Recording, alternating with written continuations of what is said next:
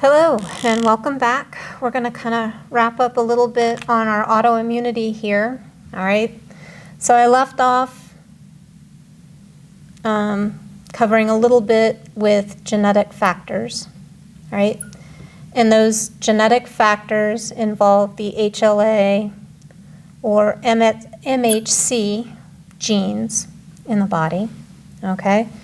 And with genetic factors, it's important to recognize that this is a predisposition.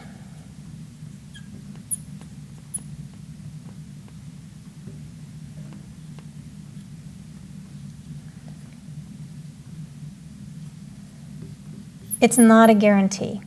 Okay, so there's no guarantee that somebody who has a genetic link to either the B27, the DR4, or the DR5 loci that I mentioned in the previous video, okay? They may be predisposed to developing ankylosing spondylitis or Addison's disease or juvenile rheumatoid arthritis. But what's important to remember here,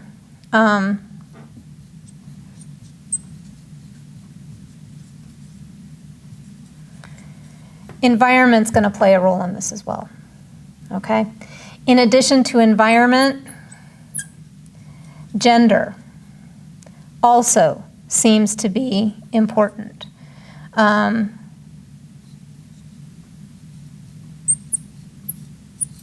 Women are more likely to develop autoimmune diseases than men are, okay? That doesn't mean that men don't develop autoimmune disease. Men certainly do develop autoimmune disease. You're looking at anywhere from 5 to 10 times more likely of an autoimmune disease being in a woman, okay? So there's likely some interplay there associated with hormones, but that's not well understood, okay? So we have our genetic factors associated with autoimmunity, and then environmental, okay? Most often associated environmental factor associated with autoimmune disease, I kind of touched on in the previous video with Guillain-Barré syndrome. Viruses can trigger autoimmunity, all right? There's some indication potentially that the coronavirus may be involved in this. Those studies are still ongoing. But viruses like, oh, I guess I should capitalize that. That would be correct. Epstein-Barr are associated with chronic fatigue.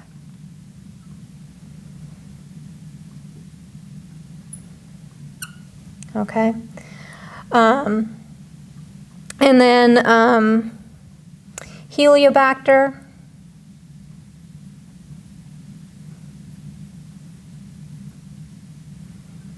pylori, this would be now a bacteria, also has been associated with triggering some autoimmune disease.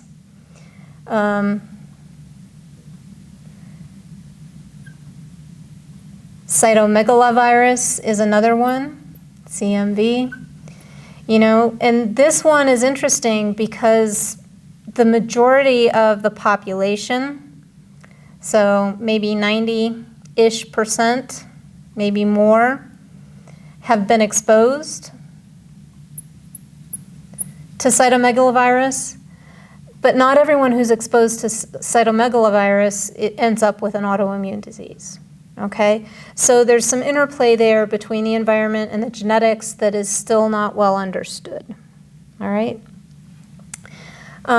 So viruses, I should also put bacteria up there since I included Heliobacter in there. But the other thing that can contribute to autoimmune disease, especially in the genetic factors, are going to be stress. Specifically, increased stress. Because if you remember from the very first videos in this series, right, we talked about that stress response and that increased stress increasing cortisol, all right? And that increase in cortisol results in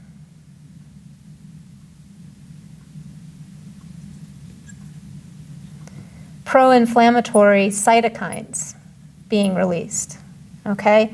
Now, whether it's the increase in cortisol that interplays with the genetics, the inflammatory cytokines, that still is not well understood, but having a prolonged stress response can trigger some of these autoimmune diseases as well, okay? So stress is one of the big environmental factors that play a role in that, all right? The autoimmune disease I want to very quickly highlight here, and let me get a different color.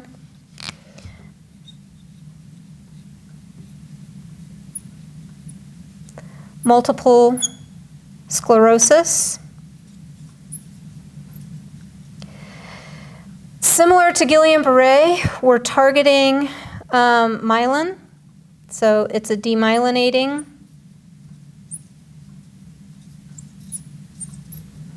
disease.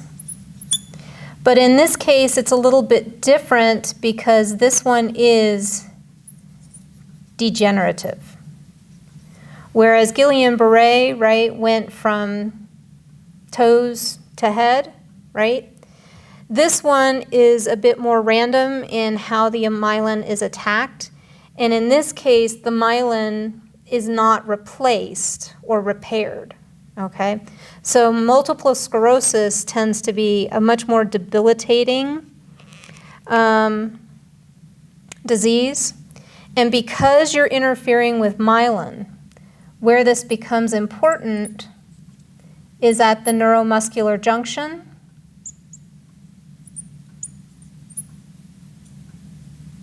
You're not getting muscle to contract. So with multiple sclerosis, you're looking at antibodies that are attacking the myelin, interferes at the neuromuscular junction, and it's a progressive weakness that's associated with it. All right. Hopefully that all makes sense. If you have questions, please let me know. Thank you.